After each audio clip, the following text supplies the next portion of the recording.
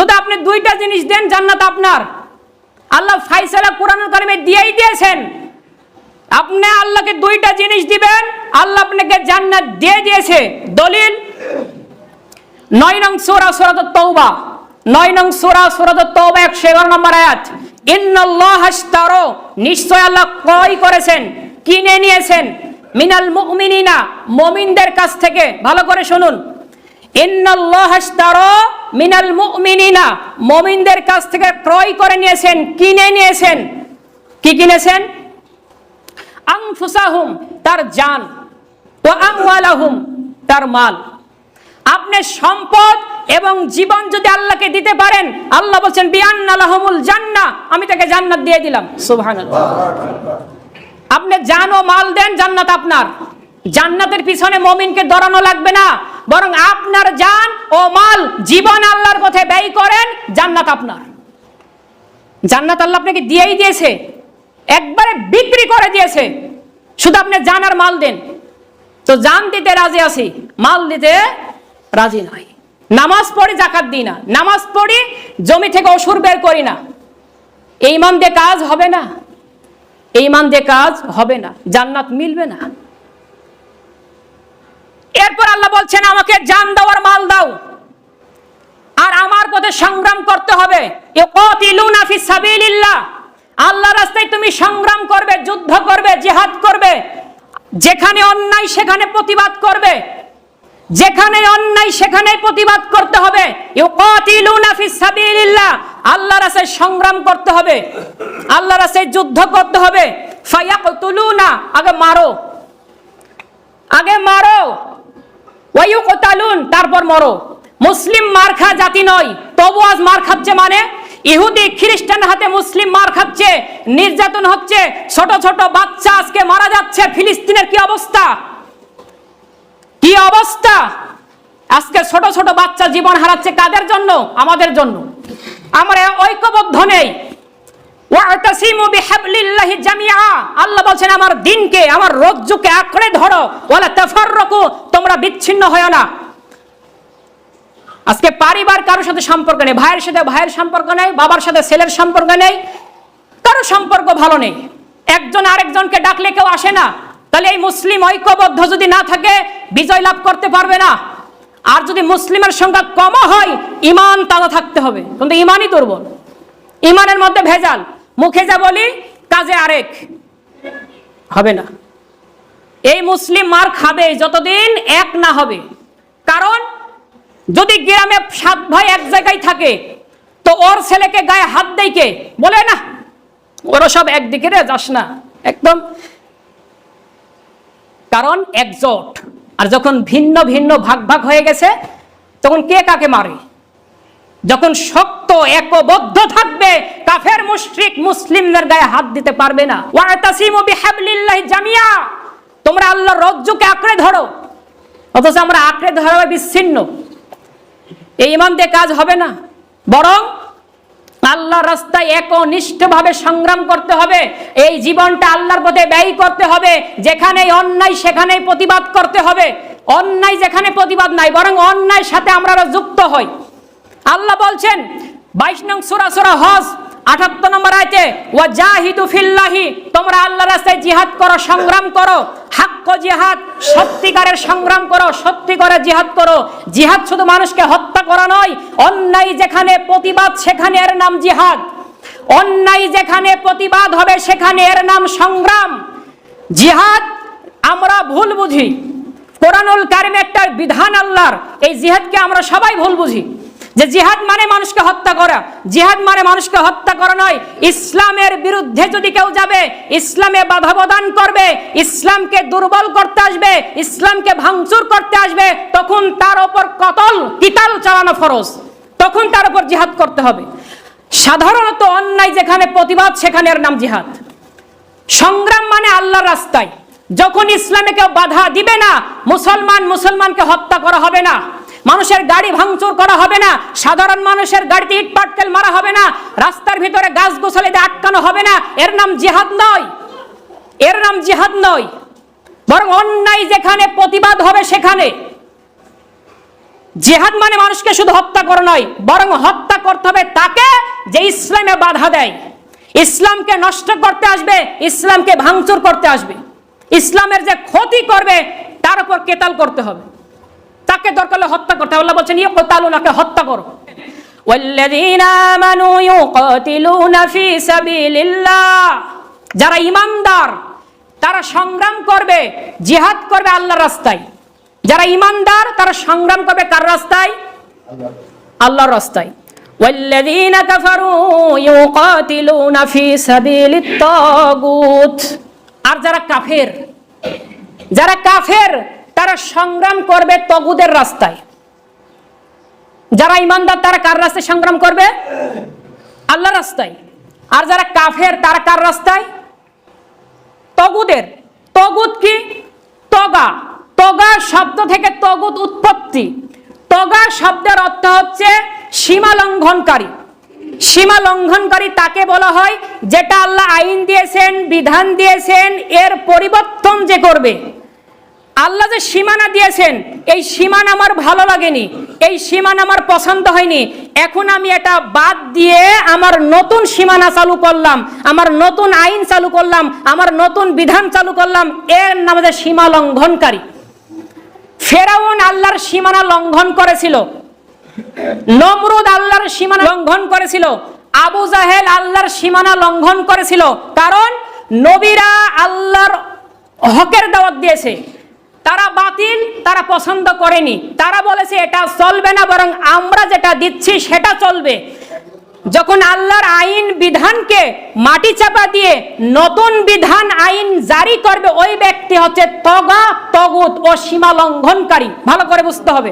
সামনে আগে আসেন, সামনে জায়গা ফাঁকা আছে, আগে আসেন। তাহলে আমরা বুঝতে পারলাম যে তগা তাকে বলা হয় যে সীমা লঙ্ঘনকারী। আর সীমানা অতিক্রম যে করবে তাকে কিতাল করতে হবে, তাকে হত্যা করতে হবে। কেননা সে ইসলামকে ধ্বংস করতে এসেছে, আল্লাহর বিধান ভালো লাগেনি, নিজের মন মতো দিয়ে বিধান চালু করেছে। এর জন্য আল্লাহ বলছেন ফাকাতিলুনা আউলিয়া আশ-শাইতান, তোমরা যুদ্ধ করো ওই আউলিয়া শয়তান যারা শয়তানকে অভিভাবক হিসেবে মেনে নিয়েছে। কারণ শয়তান এত ইবাদত বুজুর্গি ছিল, একটা মারা হুকুম মানেনি, একটা, শুধুমাত্র একটা না মানার কারণে সে কাফের। ইল্লা ইবলিস ইসতাকবার ওয়া কানা মিনাল কাফিরিন। এখন সে আমাদের পরিচালনা করছে, তাকে এমন একটা পাওয়ার দেওয়া হয়েছে মানুষের রোগে উপসেরা সব জায়গায় ঢুকতে পারবে। আল্লাহর সাথে চ্যালেঞ্জ করলো তখন, ফাবিইজ্জাতিকা লা উগওয়িয়ান্নাহুম আজমাইন, তোমার ইজ্জতের কসম, তোমার সম্মানের কসম, আমি সবাইকে পথভ্রষ্ট করব। লা আমলাআন্না জাহান্নামা মিনকা ওয়া মিম্মান তাবিয়াকা মিনহুম আজমাইন, আমি সবাইকে জাহান্নামের ভিতরে ঢোকাবো। ভাই ভিতরে আগে আসেন, মানুষ দাঁড়িয়ে আছে বাইরে, সামনে জায়গা আছে তো, একটু আগে আসেন। তো আল্লাহ বলছেন সে এত বুজুর্গ ছিল যে জিনদের থেকে আমি ফেরেশতার সর্দার বানালাম। কি বানালাম? জিনদের থেকে ফেরেশতার সর্দার বানানোর পরেও শুধুমাত্র একটা হুকুম না মানার কারণে ইস্তাকবার ওয়া কানা মিনাল কাফিরিন, কাফিরদের নেতা হয়ে গেল। অহংকার করার কারণে আজ আমরা কত হুকুম অমান্য করছি। শুধু হুকুমই অমান্য করছি না, বরং আল্লাহর হুকুমকে পরিবর্তন করছি। আর যে পরিবর্তন করবে তার পক্ষ নিয়ে তার সাপোর্ট করা একই গুনাহ, একই। আমি যদি বলি আজকে যে আল্লাহর চুরির হাত কাটার বিধান চলবে না, আমি আজকে এটা রায় প্রদান করলাম, এখন আমার সাথে যাই সঙ্গী হবে যে না ঠিক আছে, এখন যুগ জামানা ভালো না, আল্লাহর আইন চলবে না। তুমি যেটা বলছো ভালোই বলেছো যে চুরি করলে 100 বেতাঘাত করবে, 10,000 টাকা জরিমানা করবে, এটাই সুন্দর, সেও বেঁচে যাবে, তুমিও বেঁচে যাবে। হাত কাটা গেলে তো মানুষ সংসার আছে, সবকিছু আছে, হ্যাঁ এটা ভালো হয় না, এটা ভালো। আমার পক্ষে এখন যাই সাপোর্ট দিবে ও কাফের। আমি তো পরিবর্তন করে কাফের হয়েছি, ও পরিবর্তন করছে, ও কাফের। আল্লাহ বলছেন ওয়া মাল্লাম ইয়াহকুম বিমা আনজালাল্লাহ ফাউলাইকা হুমুল কাফিরুন। 5 নং সূরা মায়দা 40 নম্বর আয়াত। যে আল্লাহর কোরআন দ্বারা বিচার ফয়সালা করে না ও ব্যক্তি কাফের। সূরা মায়দা 40 নম্বর আয়াত। এবং এরকম 3টা আয়াত একের সাথে নাজিল হয়েছে। এখানে কাফের বলেছে ফাউলাইকা হুমুজ জালিমুন, যারা কোরআন দ্বারা বিচার ফয়সালা করেন ওরা জালিম। ফাউলাইকা হুমুল ফাসিকুন, যারা আল্লাহর কোরআন দ্বারা বিচার ফয়সালা করেন ওরা ফাসিক। 1 নম্বর কাফের, 2 নম্বর জুলুমকারী জালেম, 3 নম্বর ফাসিক ফেসাদ সৃষ্টিকারী, যারা আল্লাহর কোরআন দ্বারা বিচার ফয়সালা করে না। এখন আপনি বুঝে নেন কারা কোরআন দ্বারা বিচার ফয়সালা করেন আর কারা করে। আমরা মুসলিম, আমাদের ইসলাম ধর্ম, আমাদের ধর্ম কি ইসলাম, আমাদের কি আমরা কি মুসলিম না? মুসলিম। তা আমরা ভালোবাসবো কোরআন না মানুষের তৈরি করা বই? বলেন তো, কোরআন যদি ভালোবাসি, আমি তো নিজেকে মুসলিম দাবি করি, ইন্নাদ-দীনা ইনদাল্লাহিল ইসলাম, আল্লাহর কাছে মনোনীত ধর্মগ্রন্থ হচ্ছে ইসলাম। তাহলে আমরা ইসলাম ধর্মের লোক, আমরা মুসলিম, আমরা মুসলিম। তাহলে আল্লাহর বিধানের কথা বললে আপনার রাগ হয় কেন? আপনার রাগ হবে কেন? আপনি মুসলিম না? তার মানে আপনি আব্দুল ইবনে উবাইয়ের মতো ঈমান রেখেছেন। আব্দুল ইবনে উবাই বাতিলের সাথে সম্পর্ক থাকার কারণে বুকে হাত বেঁধেছিল, রফওয়াল দিন করেছিল, জোরে আমিন বলেছিল, কেরাত সহিহ ছিল, জান্নাত মেলেনি, বরং মুনাফিক হয়ে জাহান্নামে যাবে। আমি হক কোরআন থেকে একেবারে সহি বলছি, মানার দায়িত্ব আপনার। আপনি মানবেন, ইসলামের পথে আসবেন, মুক্তি পাবেন। যদি গোমরাহ করেন, ঘাড় তেড়া করেন, বিপদে আপনি পড়বেন, আমি না। বরং ওয়ামান আহসানু কাওলাম মিম্মান দাআ ইলাল্লাহ, ওই ব্যক্তির থেকে উত্তম যে আল্লাহর পথে মানুষকে ডাকে। আমি মানুষকে আল্লাহর পথে ডাকছি, আমি যদি আল্লাহর কাছে উত্তম হয়, আপনি যদি গ্রহণ না করেন আপনি নিকৃষ্ট। যদি আমার কথা আপনি মেনে নেন আপনি উত্তম। আল্লাহর কোরআন দ্বারা বিচার ফয়সালা করে না ওই ব্যক্তি কাফের, আর যে কাফেরকে সমর্থন করবে ও কাফের।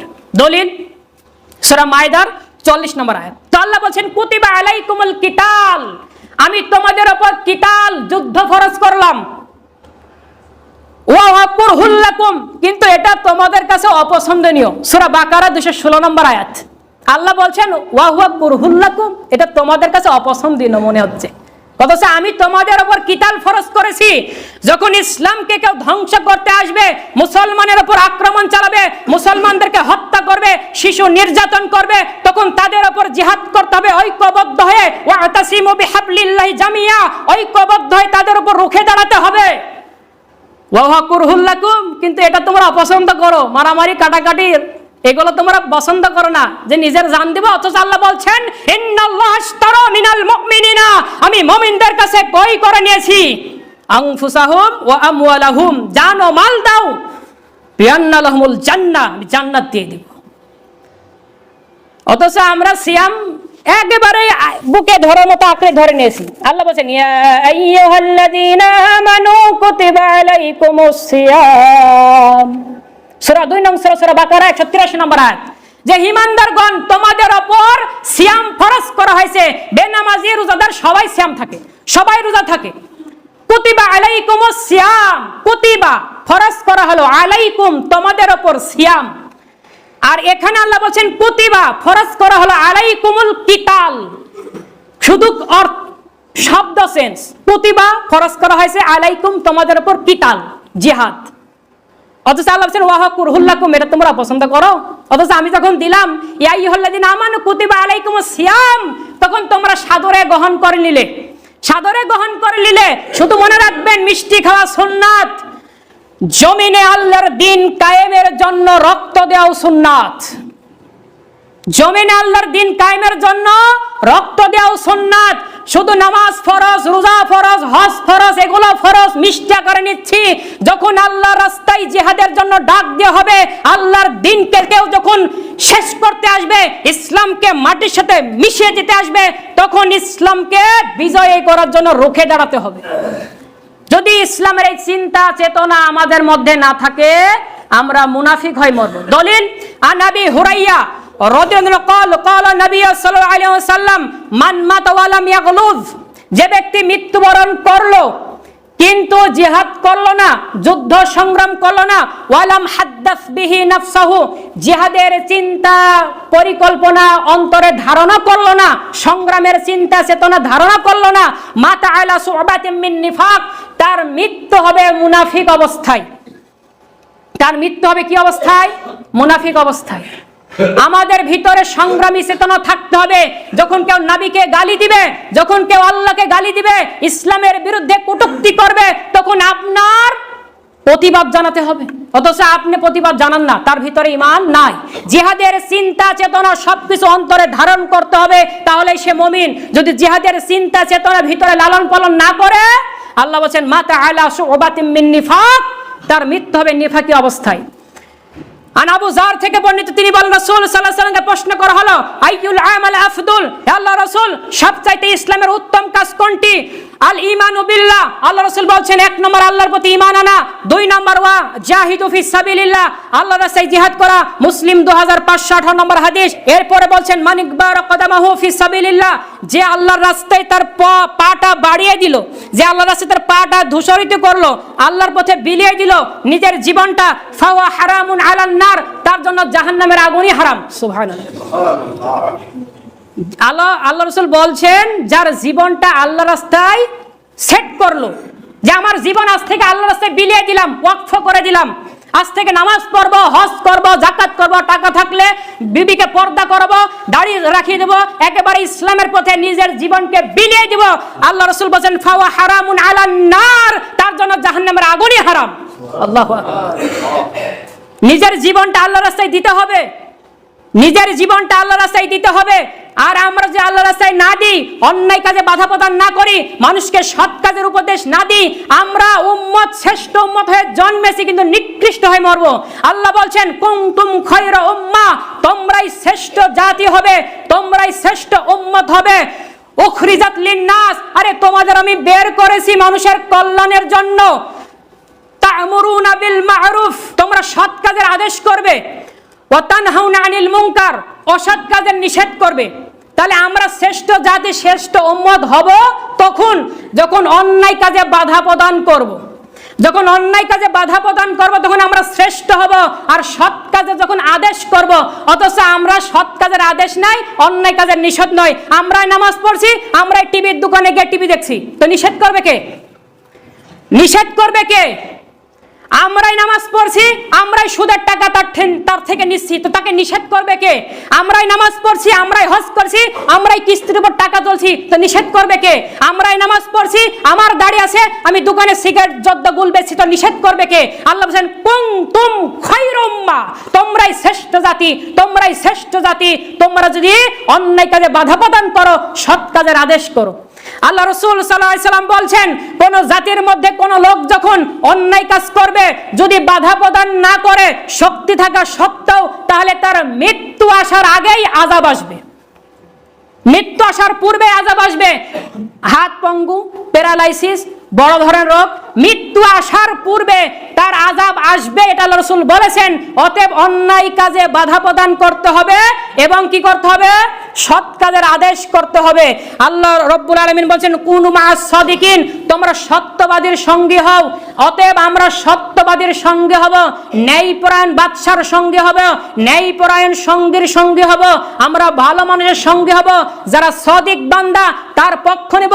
আল্লাহ তাআলা বলছেন আল্লাযীনা ইয়াত্তাখিযুনাল কাফিরিনা, তুমি কাফিরদেরকে বন্ধুরূপে গ্রহণ করেছো, অভিভাবক হিসেবে গ্রহণ করেছো, তুমি শুনে রাখো আমিন দুনিল মুমিন, মুমিনদেরকে বাদ দিয়ে, ভালো মানুষদের বাদ দিয়ে কাফেরকে বন্ধুরূপে গ্রহণ করেছো, যে নামাজ পড়ে না তাকে বন্ধুরূপে গ্রহণ করেছো, যে সুদ খায় তাকে বন্ধুরূপে গ্রহণ করেছো, যে চুরি করে তাকে বন্ধুরূপে গ্রহণ করেছো, যে জেনা করে তাকে বন্ধুরূপে গ্রহণ করেছো। তুমি শুনে রাখো, তুমি তার কাছে ইজ্জত সম্মান পাবে না, তুমি তার কাছে ইজ্জত সম্মান পাবে না। ফা ইন্নাল ইজ্জাতা লিল্লাহি জামিআ, ইজ্জত সম্মান আমার কাছে।